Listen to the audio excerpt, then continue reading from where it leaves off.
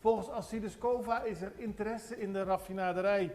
Alcides Cova vraagt vandaag in Extra waarom de regering en Toebase niet om tafel zitten met het Zuid-Koreaanse bedrijf dat interesse heeft in de raffinaderij.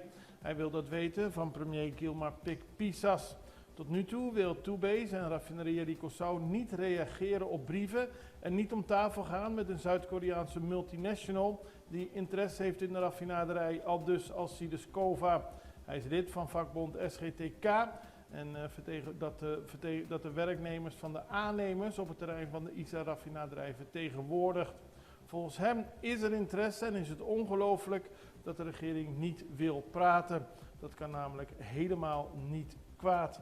Het Zuid-Koreaanse bedrijf heeft veel geld om de raffinaderij op te starten. Het bedrijf heeft ook gezegd dat nog de regering, nog Toebase op hun brief reageert. Hij wil weten wat de oorzaak daarvan is.